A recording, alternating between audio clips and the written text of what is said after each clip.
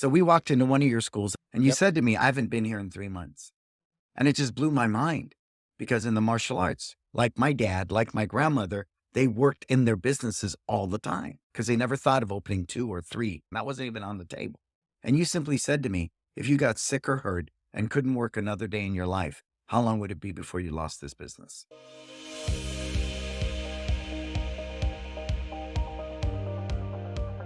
Hi, I'm Tulay, and welcome to the Simple Profit Podcast, where we focus on one thing and one thing only, and that is to provide you with insights and strategies on how to build million-dollar grossing businesses.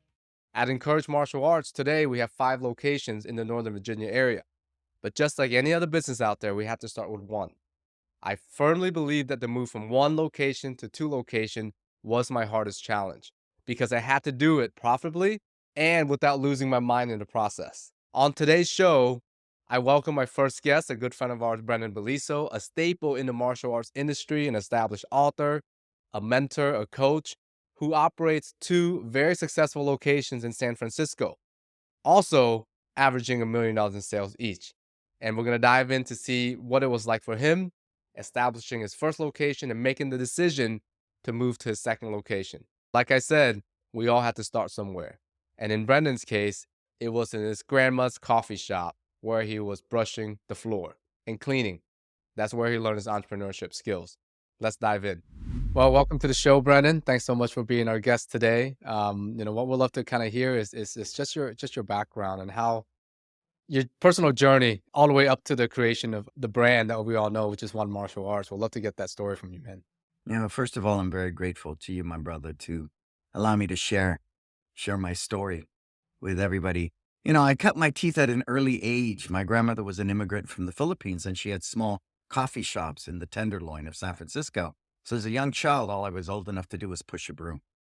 But I think what was very fascinating about that, my first exposure to small business and entrepreneurship was just that.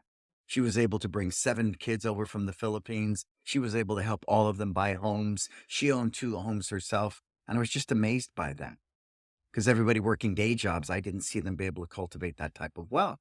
So my grandmother was my first exposure to small business and entrepreneurship. And then my father had one martial arts school for over 50 plus years in the same location. But same deal. He bought a building for 30,000, paid it off. It's worth 5 million now.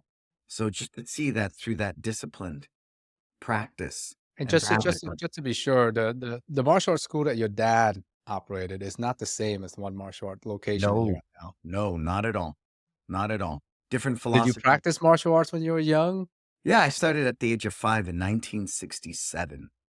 My brother, Okay. 1967. And I was the blood and guts era. So I fought for 20 years. Martial arts must do you well because you look good. Thank you. Thank you. So I fought, but it was never, my father was very smart. He owned the building. We lived in the middle, right? The building was paid for, so rent free there. The school on the bottom netted him about 100,000 a year. And then Mhm. above us, he rented out that unit. So he was making money on the top and the bottom and minimizing his personal expenses in the middle. So Yeah. he taught me that really well. Yeah. So his are much different than my model, much different. Okay. So then when did the thought of like owning your own school and following your father's footstep and your grandmother's for hmm entrepreneurship, hmm but yeah, kind of like following your father's footstep and starting martial arts school, when did that happen for you? When did that inception, that thought enter your mind, Brennan? Well, for me, brother, it didn't happen until my late 30s because I didn't see money in the martial arts, not here in the Bay Area. Everybody worked a day job with a good, you know, 401k, medical. They worked their day job, then had clubs at night, very small clubs with 50 to 100. And that's still very common practice This is throughout. wait a minute. This is in the late '90s and the 2000s, right? So it wasn't No, like no, no. martial When arts I wasn't opened mine, yeah, mainstream. when I opened mine was 2000. Yeah. But what I witnessed with them, I didn't see martial arts Okay. as the way to make money. It simply didn't Okay. resonate with me at all. So I owned other businesses. I owned a DJ business, weddings, bar mitzvahs, company parties. And that was great for my lifestyle because I was a musician trying to get a record deal. So during the week, I would practice and play. On the weekends, I'd do 3, 4 gigs. And it was pretty substantial. But Okay. I cut my teeth with a guy named Jerry Nowalski who owned a DJ company with 3 vans. When I left him, we had 20 vans and we're running 40 employees. So that's when I first learned how you could scale and grow a business. I mean, imagine that from 3 vans doing maybe, I don't know, 10 to 20 shows a month to 20 vans doing close to 300 shows a month. Interesting. Okay. So then you're 300. kind of getting all of these different business ideas from different Hmm. parts of your life. Hmm. So then late 90s, you're DJing, living the life, and then Then I boom, signed a I want to record open deal. up. Yeah, no, no, no. I got the record Okay. deal because that was always my heart. I wanted to be, I'm an artist. That's what I do. So I was a songwriter, a singer. Then I landed a record deal with Warner Brothers in the Philippines. So I took it and I did really well. 3 top 10 hits, a #1 album and all that. But the lifestyle was just not in tune with my soul. It was a very decadent lifestyle. So I gave all of that up, came back. And that's when I decided, because just out of default, the #1 skill I had was DJing and martial arts. So I started DJing again, but my heart wasn't. It was simply to make money. And I was also starting to teach. So I was teaching at 3 different martial arts schools, 3 different health clubs, the Park and Rec, decided, hey, let's do this thing. And then I opened up. It wasn't one martial arts. It was actually one health and fitness because I imagined this Eats Meets West gym with Qigong, yoga, Tai Chi, and then a juice bar and an acupuncturist on site. You saw San Francisco. There's no way I'm doing it in 2,200 square feet in that location. So I didn't have my demographics down. So if I'm understanding correctly, you stopped the music career and then right away, it's not like, hey, I just want to open up my school. No. You actually got experience from working with somebody, Yep. teaching a lot, teaching in a lot of different places. Yeah. Um, and how is that? How does that? Because some people at that point they're like, "Oh, I can't do this, or I'm going to do this full time," right? If you're teaching that much. So how did you understand that? Hey, I'm teaching everywhere here. When was it time for you to say like, "Hey, this is my time now, and I'm going to open my location"? Like, Yeah, I wish it when was did some that thought come aha about? moment, but it wasn't. My instructor, who we were on a handshake, I took him out of the red into the black in 6 months. We're both making pretty good money. Somebody And told explain me, to the people who don't know what the red and black. What does that mean? we You were took someone in from a debt. red to the black. Yeah, we were at a loss. He was at a minus, So when you're red, 10,000. you're losing money. Correct. And I took him into the black in 6 months. Wow, you In took 6 months. something that was losing money Yep. to profitability in Yep. 6 months. Yep. Okay. And then somebody told him, a lawyer specifically, this guy has nothing on paper. He's making way too much money with you. But he was my instructor, old school. We did on a handshake. He's like a surrogate father to me. And within one day, I went from taking home about 10,000 a month to taking home 2,000 a month. I was the long and short in a day.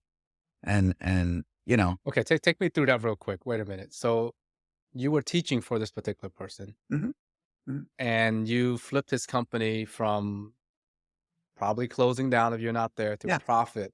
Yes. And you were rewarded at 10,000 a Yeah. month for doing that. Correct. We were each Okay. taking home 10,000 a month. Perfect. Mhm. Good partnership, I would say. I recommend doing that, by the way. If someone's making you money, split it. Yeah. Don't be too greedy. And then someone told him, terrible advice, to be like, you're paying this guy too much money. Cut him down to 80%. Yep. So how did that make you feel? Like, wait a I minute. I got a cried. I $10,000 check cried. last month. Now you're giving me two. I cried because this guy wasn't in the meeting. I was sat with a lawyer in a coffee shop and he dropped this in my lap and I Well, cried. wait a minute. He didn't even give you the news. He sent his lawyer to talk to you?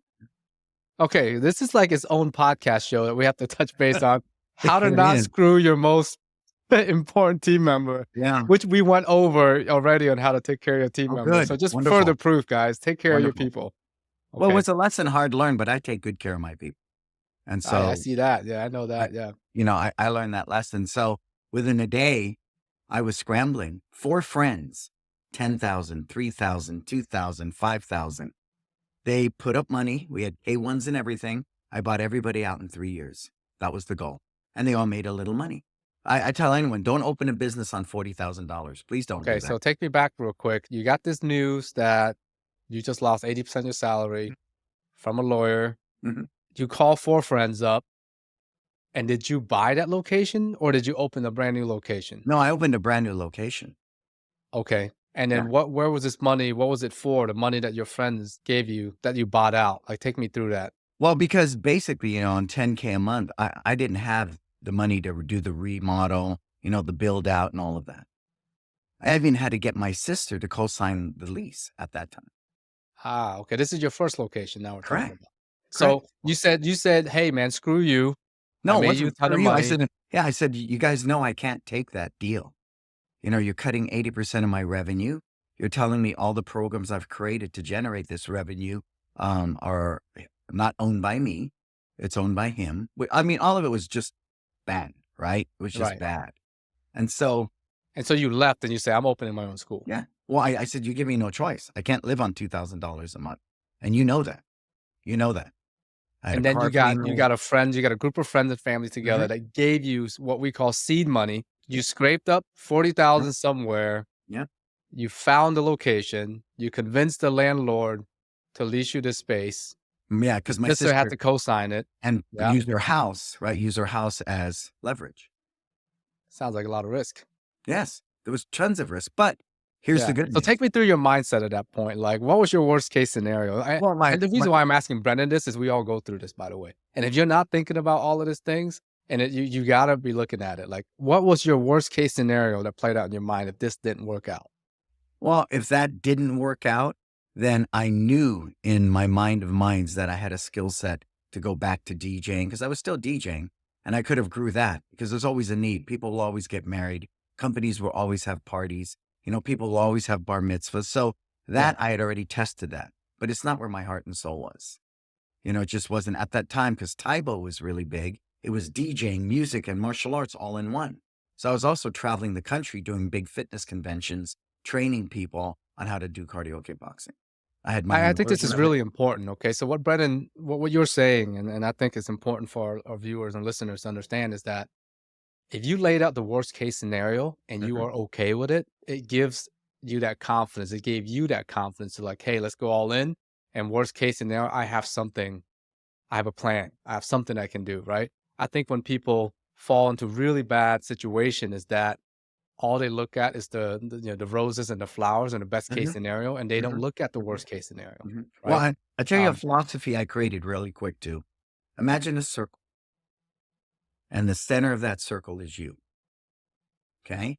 And you're trying to make a business decision. Every point to the edge of the circle is equidistance, correct? yes, sir. And you see that? So there is no best or worst case scenario. That's what I think people need to eliminate in an entrepreneurial mindset. There is no best or worst. It's just one of the other choices. So there was no emotional attached to that. It was simply very clean.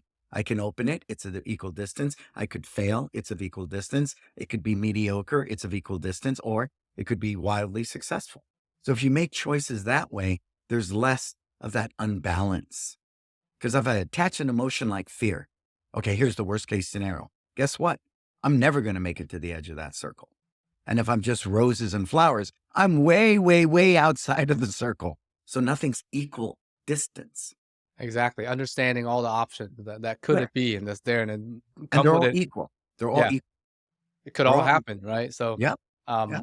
that's awesome, man. So thank you for that. So then one martial arts and health fitness started We're in born. Yeah. 2000. And when I Okay. got tired of people calling me saying, do you have showers and towels? Do you have showers and towels? Because they thought we were a fitness club. Ah, Right. And at the time, yeah. I talk about bad decisions. My biggest fear was, can I make rent? Right. Because I don't want my sister to lose her house. That was all I was concerned with. Worst case scenario. There it is. Yeah. But I didn't pay attention to the fact I already had 100 students when I opened my door. Oh, take us through that. Okay. So Well, this because is I was important. teaching at 3 different martial arts schools, plus Okay. my instructor school less than a mile away, plus the park and rec. So when I opened my doors, I had 100 students. So you establish, I'm just going to call it a loyal following Yes. Yep. before you Yep. started this. Now, I don't recommend you burning any bridges if you guys are listening to us by taking students from your current location somewhere else. That's just not the way to do it because it is going to come back and bite you in the ass. I can guarantee you.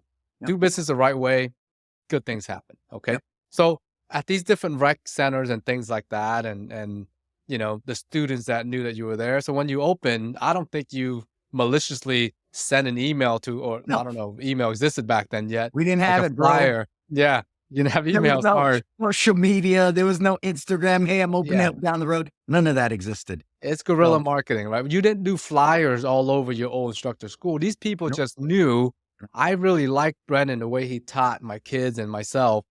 Oh, you had an open school? I just want to go check it out. And they made a decision on their own. Yes. That's fine. Yes. So that's awesome. So you open the doors and 100 students are ready to be served. Yep.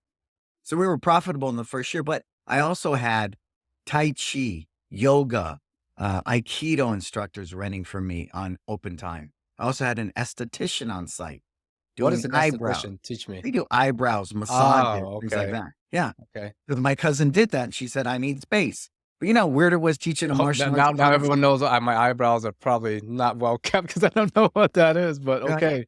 So, And but why again, did you make that decision to because have I different? was afraid I wasn't going to make rent, Okay. right? And my sister would lose her house. Okay. So She then when were provided you comfortable enough to the point where you're like, you know what? I don't need that anymore. within the first year. By the end of year First year. one, when I Okay. sat and looked at my financials, I went, well, I have enough data here to go back to the landlord and say, take my sister off of this. Okay. And so that was very powerful. That was because that's my my loyalty to my family. She did something for me that nobody else did. And so I wanted to take care of my sister first. Next goal was to buy everybody out. And That how was long the did that next. take? Took So different people had equity in the company. Correct. There were K1s and everything every year. Okay. All right. And then can you take me through that journey of great, you took care of your sister, you took her name off the lease, Mm-hmm. which is the personal guarantee, Correct. right? And the personal guarantee, as I guys told you guys, this is the extremely scary part of the lease. So if you've not listened to that podcast episode, really recommend you to do that. Okay.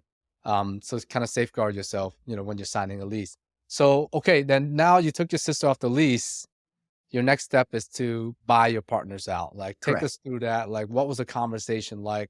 And then is this year 1, year 2, year 3 of It opening? was, Like, well, the conversation started happening in year two.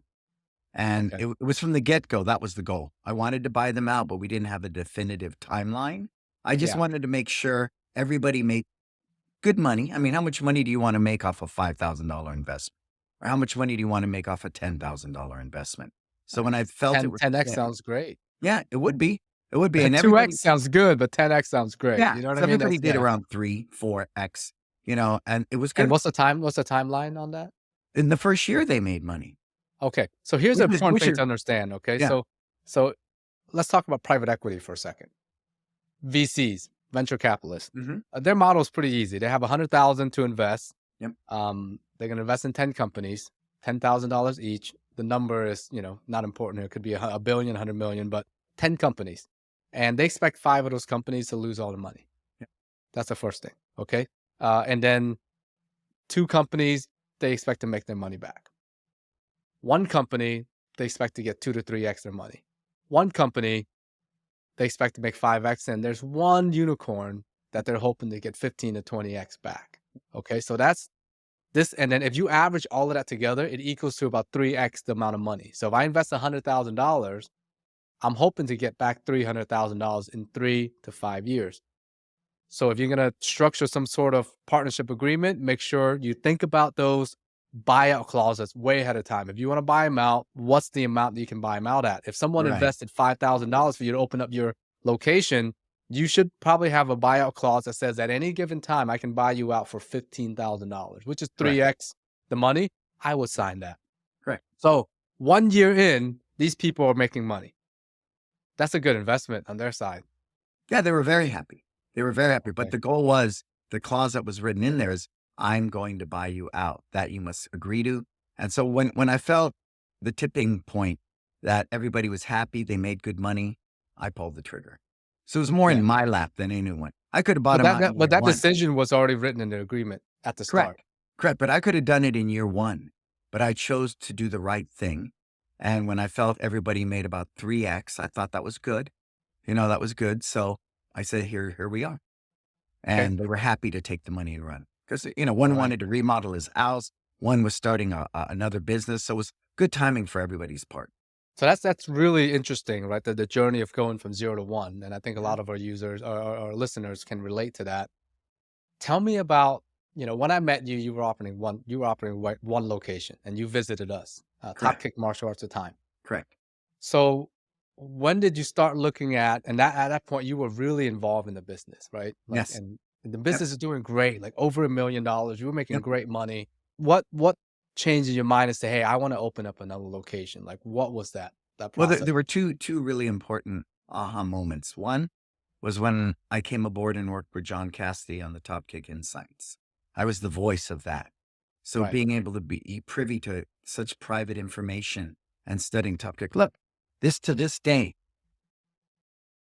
I still got that. Yeah. yeah, it sits here and it's almost So like, for our listeners who don't know, I came from the Top Kick tree, yep, right? I was a yep, franchisee under Master John Cassidy. yep. Um, and Encourage Martial Arts does not exist yet. And that's when I met Brennan. Yeah. And so I will to this day, if I'm having a challenge in my business too, I'll open this thing up and thumb through it and just say, am I missing something? What am I missing today? You know, because what that was rooted in for both of you was when you and I know you guys were inspired that I was generating 75% revenue on martial arts classes and you were doing 75% revenue on after school and camps. So that I had dialed in because I thought the core product we delivered was martial arts instruction. So if we Right. invested in the core product, then the better chance of retention and and scaling it was there. So we walked into one of your schools at 7:30. You were at that time you had 3 of them with Top Kick. And you Yep. said to me, I haven't been here in 3 months. And it just blew my mind because in the martial arts, like my dad, like my grandmother, they worked in their businesses all the time, Mm. right? Because they never thought of opening 2 or 3. They never thought of systems or scaling or monetizing. That wasn't even on the table. And you simply said to me, if you got sick or hurt and couldn't work another day in your life, how long would it be before you lost this business? Yeah. And Yep. even at $1 million a year, I had a bunch of teenagers and people half baked. I was still the star of the show. They were just, gophers, did whatever I told them to do. And at that time, we had just had Braden. So we had a mortgage payment. We had Braden. Even at $1 million a year, I was doing really well. I realized within 6 months to a year, that business is gone. This is about It's 15 gone. years ago, right? Yeah, For our users who are absolutely. looking at what's the Yeah, time because this frame? This is Top about Kick is 15 what, years ago. 2012? This says Yep. May 2012 on this book. Yeah. So yeah, easily 2010. And so then you turned me on to email, right? And I read the book. I listened to the audio. I read the book. I listened to the audio. I took a bunch of things with him online and And I then saw the power of The E-Myth is called The Entrepreneurial Myth. Is a book by Michael Gerber Mhm, that mhm. really influenced, how I think and build systems for the Yeah. business. Yeah, because So he's a you no-nonsense guy. yeah, I just took a master class with him 6 months ago, and he's still the same no-nonsense. It's just 1 plus 1 equals 2 all day long. same And concept. yeah, Yep. so that was huge for me. Huge for me. Plus, I'm very big on relationships. And from day one, you and I just struck a chord with each other. So trusting you in the decisions you were making and just the whole vibe. John Cassidy, too, just breaking bread together and doing things. It was the first time I felt a real kinship in the martial arts on that level because my story is I don't do contracts, upgrade, belt fees. So it didn't resonate with me. I'd sit in on this guy's seminar, go to this guy's seminar, and all those was sales scripts, sales scripts, sales scripts. It didn't resonate with me. It Yeah, and ripped my there's a heart. million ways to kind of do that, Yeah, right? there's a But at million that ways. point, There is. we just made it as simple as possible Yes. to do it. Yeah. So And studying companies like Apple, Nike, Disney, yeah, I can't tell you how many hundreds of thousands I spent on a Nike executive to teach me about branding, to teach, something a martial artist would never do. Right. But I had the opportunity when I invested in one of these startups called Robert Talbot. He was one of the guys on the board and he had came from Nike. So I said, hey, man, mm, well, what did it cost to pay you to teach me what you did at Nike? that's Uh, incredible. That's yeah. And incredible. that was Yeah. later on in the story. So Okay, going back so to that. 2012, mm, you visited us. I said something that resonated with yes. you, and then what happened? Yeah. But but like I say, I'll preframe that with, I trust you. So when you made that Yeah, comment to me, it wasn't just simply business advice. It was coming from somebody that I would already call a friend and that I could listen to. And it was I very easy appreciate to that. listen Yeah. to John and listening to you. It was very easy. There was no resistance on my part, which I think is what a lot of small businesses trying to become entrepreneurs suffer from, a fixed mindset. And so then I went back and the first thing I said, okay, if I get sick or hurt and couldn't do, what's the first thing? It was on the mat.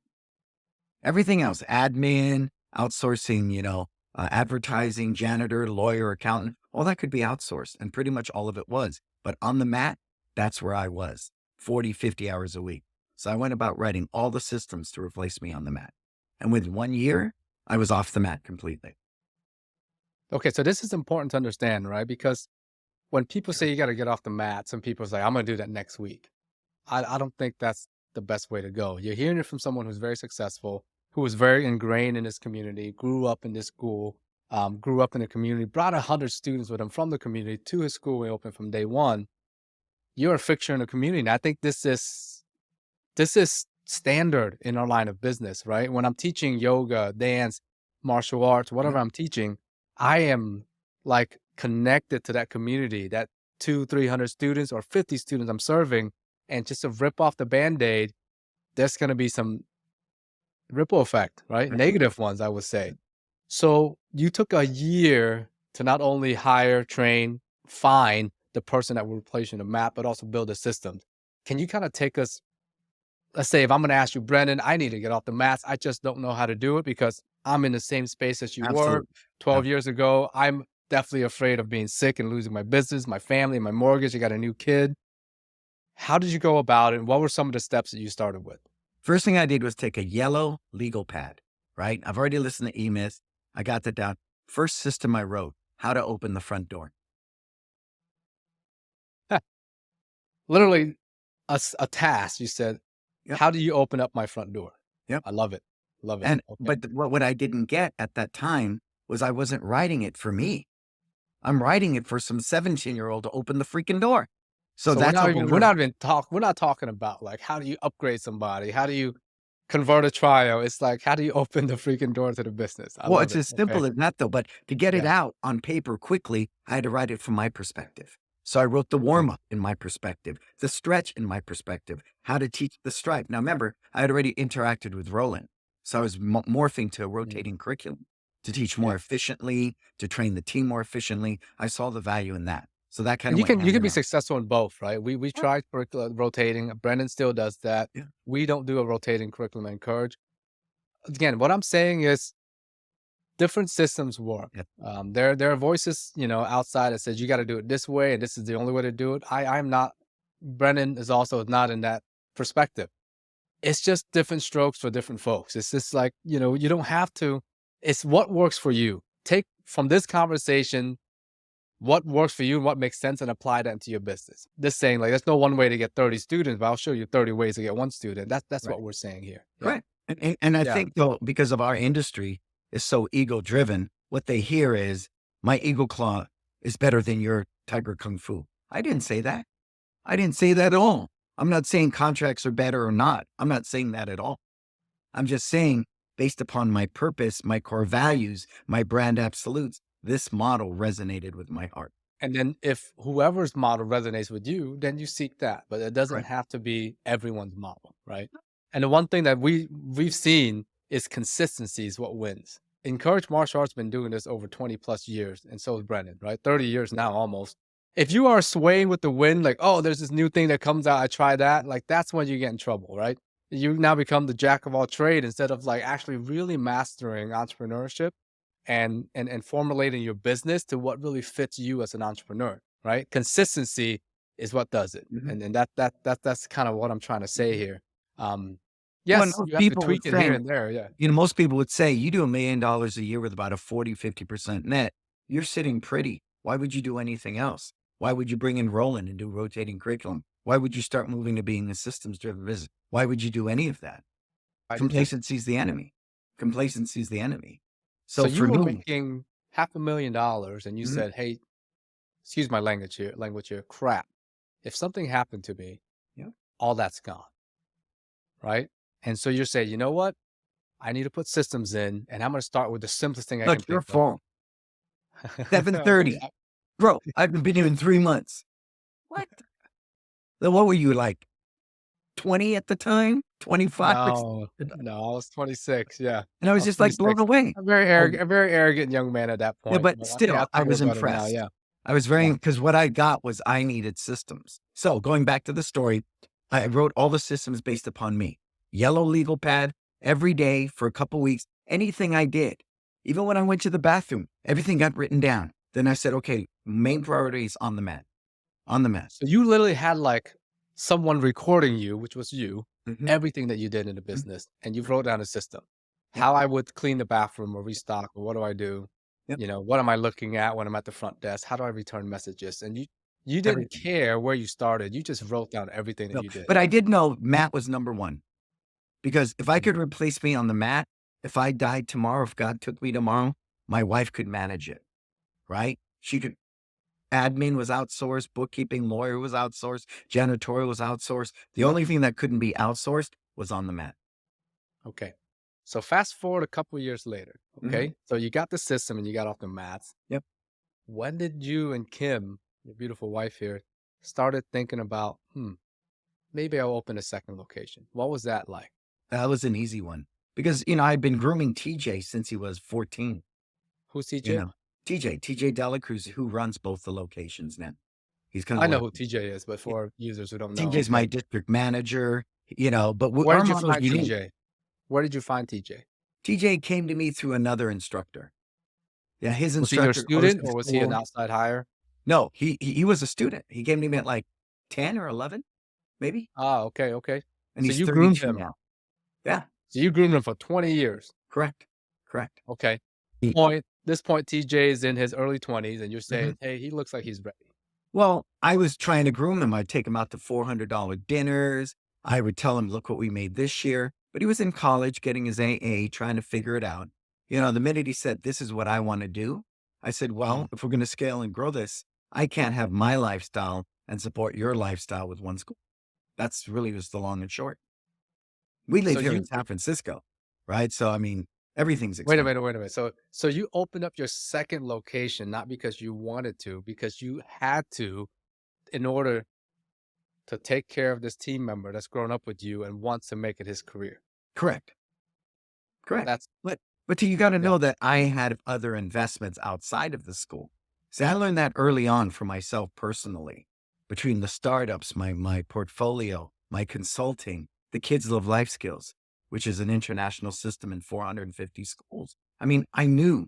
And so money was not an issue. And one of the books I read by Jim Collins was How the Mighty Fall. Everybody reads Good to Great. But in How the Mighty Fall, Jim Collins talks about passionately the undisciplined pursuit of more. And that I took that to heart, right? Well, what does that really mean? Because we were scaling. And so when I opened Millbrae, my intent was pure. I wanted to create a career, a lifestyle where eventually, if he chose, he could succeed me. And that's where we are today. So yeah, that's where it came from. But Okay. again, you know me too. I live from my heart. I'm a smart businessman, but I live from my heart because it makes life more fun. It's just so much better to hang out at your house. When I found that video of me and Dom, I mean, that's how life should be. I don't want to do Yeah. business with people just to make money. To me, that's not fun. But I want to do it smart and I want to do it right. So I want to go back to branding. Wonderful coaching program. BrannonBeliso.com is where you should check that out. But tell me about one martial arts to brand, right? What does that mean? How did that brand and why is brand so important to you? And why is it something that you kind of really preach about with all the clients that you serve? Well, I truly believe in a flatline management. I'm not in the hierarchy, CEO, managers, instructors. I'm not into that. That's not my culture. The culture of one martial arts is we're all one. Hmm. We're all one. So we all wear the same uniform. Someone says, well, how do they know who's teaching the class? The guy leading it. So like a good basketball team, we all wear the Yeah. same uniform. There's no offices in our location. If I'm on site, I change with the guys in the same room. The same room. You Wait know a how much minute. You don't change with them in there. You're just changing in the same room. So just to get this straight, you don't want to change with your team members out there because that could lead to some lawsuits. But yeah, Yeah. I understand.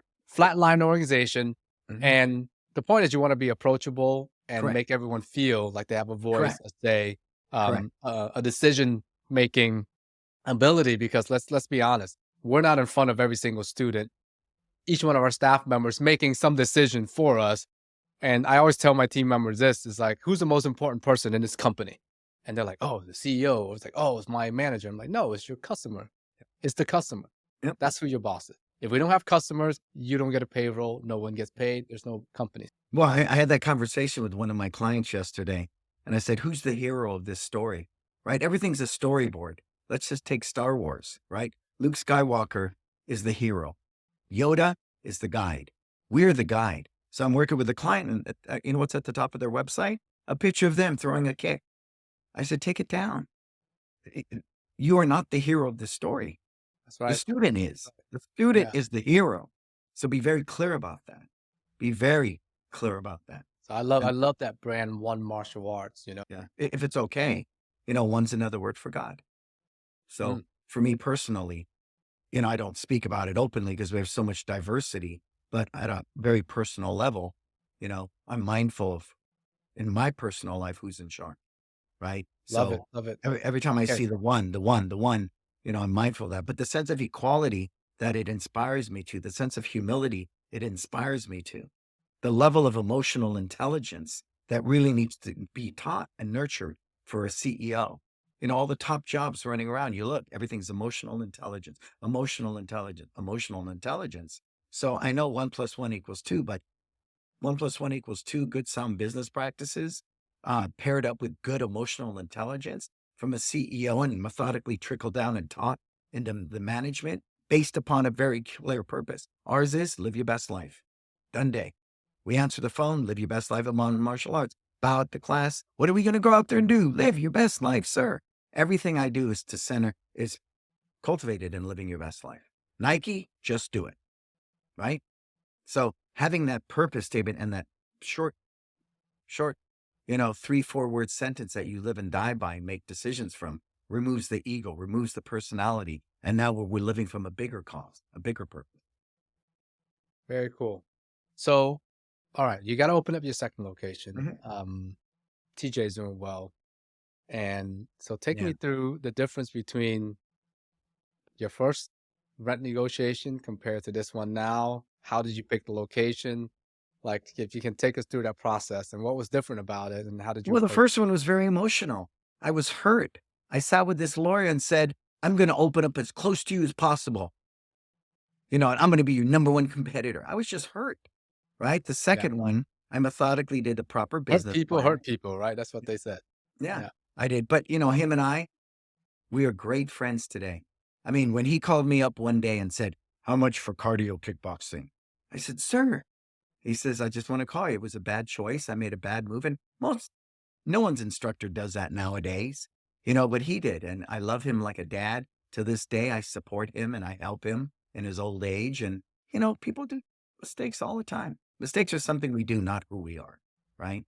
And people are influenced from the outside. So I wrote a proper business plan. I did a proper demographic study. Now people say, when I ask my clients, why'd you open here? I live here. Bad choice. Don't open there because you live there, right? Do a demographic study. Fortunately, Millbrae, if you look at it's pretty affluent.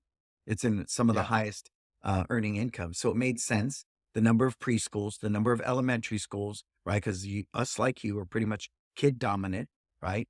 Other than our kickboxing program, which is easy feeder system because they're all the moms that bring kids to karate. It was an easy program to adopt for us. It was a perfect storm.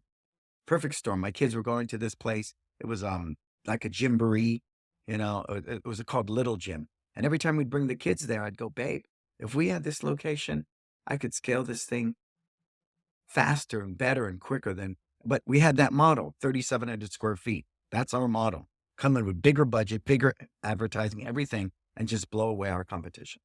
And that's what we Yeah. did. So Millbrae, we went to $1 million in 3 years. That's amazing. From Yeah, 0 to $1 million in 3 years. 3 years. So when you went into this lease negotiation, you actually have a lot of business knowledge and you have an existing successful location. I remember you calling me Mhm. and say, hey, I'm opening this thing. I got this lease. Can you take a look over for me? And I remember asking you this question. I said, Brennan, why? Why take additional risk? Is there anything you can maximize at your current location, right? So, and I said, hey, if you can make $100,000 at this new location, would that be a good thing? You're like, yeah, that's decent. And I said, well, what if you can do the same at your current location Yes. and you didn't have to put on the risk, right? That's the conversation that we had. So Yep. take me through that, Okay. your mindset Absolutely. about that. Absolutely. Yeah. Because I'm of that school of thought too. Go deeper, not bigger. right? Go deeper, not bigger, right? If you have a wait list in your school, raise your tuition, right? So I get that. What it really was, and it's, again, all the other factors, we knew as far as positioning ourselves politically, strategically in Millbrae for our kids' elementary school, the influence we would have, this would definitely be one of the cornerstones of that influence. And So it it's a is life, the right this is thing. a life decision Yep, and a business decision. absolutely. And when they both, meet and things are aligned, it's a beautiful day. Kim's PTA president, she sits on the board. My kids do very well and they have, it's great to have status. It just is. My kids move around Millbrae and they go, yeah, we own one martial arts and it's such a family hub. It's not like I own a bar. You know what I mean? So in line with my kids growing up in the school system and the martial arts school, it's a very unique blend. So that made a lot of sense too. But I'm Okay. going to tell you what really made the difference. I remember when I went to the bank and said, I'd like a line of credit, with my first school. I work 60 hours a week and I'm A, B, C, D. They gave me a $30,000 line of credit too. But when I went to the SBA, Because they're thinking, what if you get hit by a bus? Who's going to pay me? correct. But the second time, I had already not been teaching in San Francisco for what? I don't know, 2 years. I hadn't been there at all. And it trips me out. I walk in there now and it's like, I don't teach there. I don't do anything there. I went there the other day to pick up medals for the tournament. That's it. It runs itself. And that's the beauty of systems. And I know you don't see that today, a lot of people, because they're in there. They're the technician, like Michael Gerber said. They're not the architect, right? They're working in the business, not on it. And so I sat there and I took you guys as my model. Similar income, similar household, similar everything, similar business structure. And I said, these guys are running 5 locations, top kick, because I had no data to show that I could take one location and make them 2. I had no data because I had no physical proof, but I did have all of the numbers from Top Kick. And they thought that, well, smart guy. And this time I said, I don't teach there. I don't work there. It's systems driven. I'm purely the architect. It runs without me. Here's data from this East Coast, similar demographics, household incomes, everything. And this is what they're doing. I got a $325,000 loan. I'm guessing you used that to build out your location. Yeah. I remember telling you, I said, Yep. Brandon, it's better for you to save up that money and do it before taking a loan, because if things go sideways, it could impact the other business. Yep. But you knew what you were doing and it panned out. Well, I didn't know what I was doing. And I'm going to tell every entrepreneur that. I know they don't want to hear this. Faith is very powerful. Believing in what you can't see, right? I like faith, but I like data behind it, man. I Both like a of little it, bit more both of it, sure. security. I did have good data. I had top kick data, Yeah. right? Yeah. You guys took that anchor one where everything, this sprouts, everything went south, right? Everything went south. There's nothing in that freaking complex but you guys. There was nothing Still there. It's still Correct. there. Yeah. Well, that's faith, because you would look at all the variables around you and say, you're screwed, right? You're screwed. But there you go. That's a prime example. Plus, we didn't get that little gym right away. A bank did. And then it fell through. So when they came back to us and said, okay, you guys get I mean, this. the space, that was the little gym. Correct. Got it. Correct. But let's talk about staffing. Okay, so you say I'm going to be the architect and I'm not going to go and run this. So TJ is working at, your first location. So how did you structure that? How did you plan for that from a staffing perspective? Wonderful. The fact that I think the death of many businesses is they'll take the rock star at the first location and put him in the second. And then both schools suffer and start bleeding out, because that rock star is only a rock star because it's already built. The train's out of the station. It's rolling down the track. Ask that rock star to go do it in a school with, 25, 30 students because you did pre-sales or whatever. That's really hard to do. So, but the one thing I did know is I could scale that thing. So I went into the second location, 5 minutes from my house, and I blew that thing up. You got yourself out of location number 1. Well, I hadn't been teaching for 2 years. Yep. So I'm going to open up this second location. I'm not going to mess with TJ. Don't screw up a good thing that's happening. I'm going to personally go in there and grow the second school. All right. So from a staffing perspective, you and Kim went in there, you guys operated this thing and you started to build staff. When were you able to get off the mats at that school? I was off the mats pretty much in year one. By then, we had staff. It wasn't like we didn't have staff. The bench strength, we were good on bench strength. TJ's brother Lucas is another variable. He's right behind. He's TJ's second. And behind Yeah. Lucas is Sifu Bender. Behind him is Mr. Moore. So we're already breeding more seconds. We're cultivating more seconds. I learned that, a long, long Number time. twos. Yeah. Number twos, man. But you drill by had to be the hand. number one to open up that school. Well, The I thought, main person. again, Yeah. Kim only taught a couple of kickboxing classes, but it was Right. really neat. It was 5 minutes from the house. Braden was he's 15 now. He was 5 at the time. So he was starting to go to school. I wasn't with him all the time. I didn't need to be. Yeah. Right. Because he was in school all day. So it was, again, I don't believe it's a perfect storm. I just believe, I had faith and all the stars were aligning. Everything was flowing. So within 1 year, that loan was out. We didn't use all the money. So we gave it back because Millbrae was profitable in year one. I know That's it's unheard amazing. of, right? Yeah, but 285 students in year one, we were profitable by the end of year one. Got rid of the loan. It was done. It was out. And then from there, it's just a matter of, moving the key people over from San Francisco that were already there, right? That were already there and moving them into Millbrae. To this day, we bounce the 4 key people that are making top salary between 2 locations. But at the start, would you say that the key to success for you was number one, finding a really good location that you already knew? Yes. You knew really well. I Absolutely. mean, you were in this Otherwise, you see community. Starbucks in an industrial park. I'm huge on location, location, location. Okay. Huge on it. But And so you're many willing to pay people- higher rent for it. Absolutely. That's okay, because that's part of the marketing fund. Target Second, does it, Costco does it. I mean, I know Chick-fil-A and McDonald's like to get the standalone in the mall so they can own the property. But if you watch the founder, that was part of McDonald's plan. We own the building. So if you mess this up, we'll take it from you. Right? We'll Yeah. take the franchise from you. So you found the right location, and more importantly, your first location, you're hands off. I haven't been there in 2 6 years. years now. 7 So 7 years now. So this is a huge thing, to take away. Like if you are still very much hands-on your first location, it's going to be tough for you to get into that second location. Even with Brennan, Very where bad. he's got a $500,000 netting Very- studio, very bad. obviously everything else still needed a loan to hedge for the second location, but he knew that it's the right one, and he's going to be the one that's going to be able to grow the second location because he had a solid number one and a deep bench, as you called it, in the first location. See, the reasoning for that is we have a certain lifestyle. My wife has a certain lifestyle. If I could use somebody else's money to do this, that to me made a lot of sense. At 1% at the time, the loan was 1%. The SBA was so low, when interest rates were And I really, wish really we low. had that now. To put a zero behind that bad boy now. Yeah, it was Um, crazy, right? So I yeah. didn't want to compromise or stress out my wife and our lifestyle. My wife buys whatever she wants, however she wants, and I don't question her to this day. Yeah, exactly. So To this day. So for my personal dynamics, it made sense. It made perfect sense for me, and it took it off my plate. But happy wife, happy life, right, Brennan? correct. We know But in this. the back of my mind, I had already figured I wanted 300 in the first location in the first year. If I could do 300, I could eliminate this loan because there was no, penalty for paying it off early.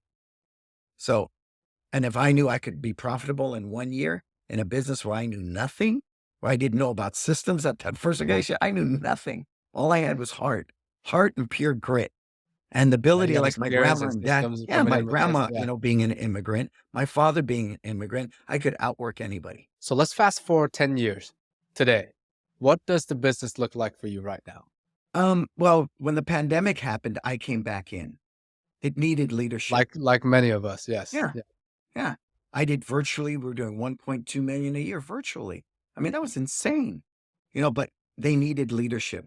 And that's the first thing they commended me on. And 1.2 million across both locations during the pandemic. Yeah.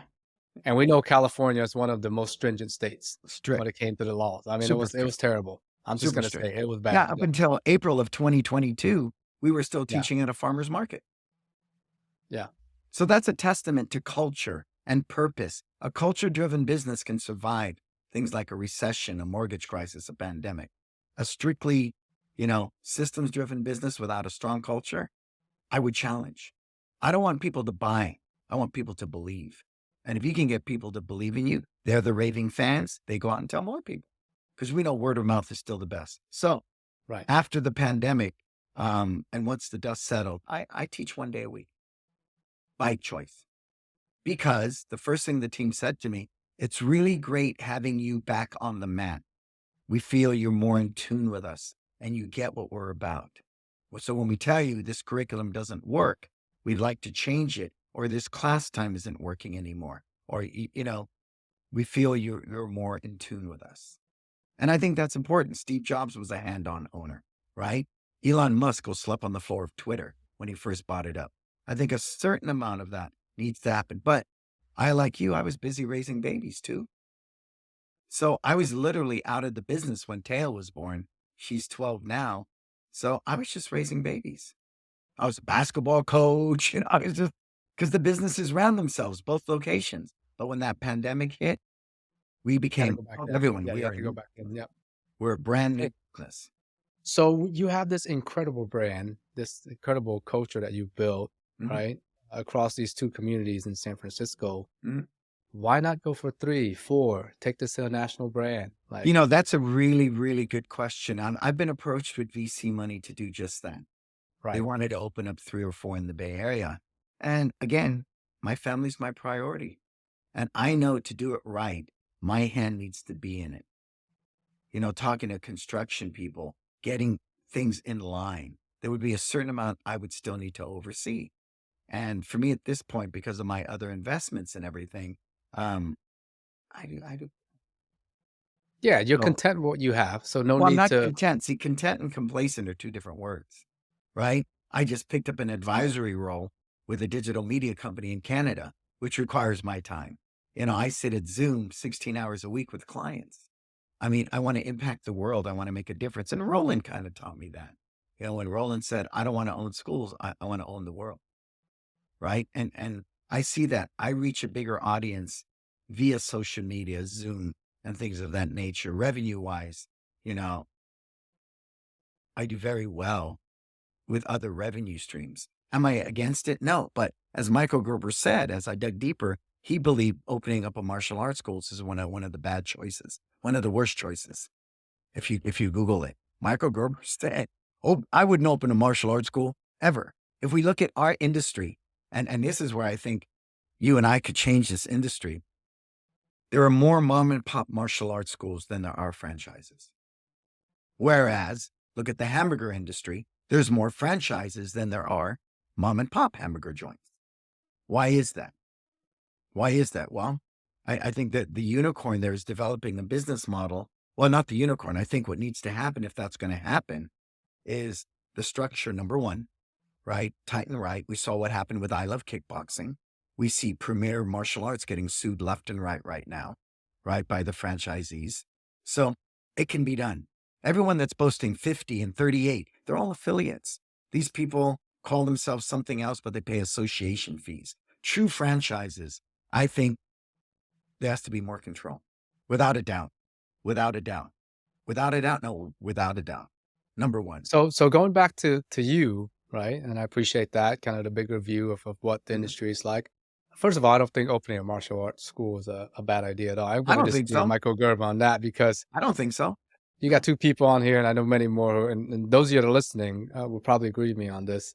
So the choice for you to not opening more location is not because, not the ability wise. You're just saying, hey, I am happy. I have other interests that I'm doing right now, and I'm content with the two businesses I'm running right now because I want to focus my time on other endeavors. And that's okay because one school's maybe enough for you. Two schools may be enough for you in Brandon's case, right? While some other people's like, you know what? I want to open up 100 or 30. Absolutely. Again, there's different models for everyone. And what does that Mhm. look? And then you brought up this beautifully throughout this whole podcast episode is that don't look at it just as your business and then your life, right? Your life and your business are the same. Yes, they are. That's what it is. And if No they mistake. have to mesh together in order for the thing to work, right? You can make a lot of money and lose your family. I don't know if that's worth it, right? So um, that's kind of the heart and soul of this last piece here is why not 3, why not 4, why not 100? Is hey, this is where my lifestyle's at, and I'm happy with that. and I have time to do things that I love, right? Well, yeah. I mean, my greatest claim to fame today is being an Uber driver. I take my kids to soccer, basketball. I film every one of Braden's private lessons. I'm at almost every one of his games, supporting his dream. There's nothing greater in this world than to serve others. When we can serve beyond ourselves, that's powerful and make a lot of money in the process. That's a good day. That's a good Icing on the cake, right? So tell me, if I'm interested to learn more about the programs that you offer, you coach, where can I find it? Mhm. BrannonBeliso.com, number one. I've been very blessed to do consulting with Meta, Lululemon, Stanford Healthcare. My reach is really broadening out because my learning is broadened. Most of the learning I take in is way beyond our industry because it's just, I think we have a lot of learning to do as an industry. So number one, you can subscribe to my podcast, Success Never Sleeps, Mindful Meditation. You can find me at YouTube, subscribe to my YouTube channel, follow me at Instagram. And then as you shared, for everything else, go to brannonbeliso.com. Yeah, that's awesome. Again, guys, with me is the founder of One Martial Arts, Brannon Beliso. Thanks for joining and tuning in. And again, help us by sharing this podcast with a friend. Check out mystudio.io. And again, brennonbeliso.com. Brennan, appreciate your time, brother. Thank you, sir.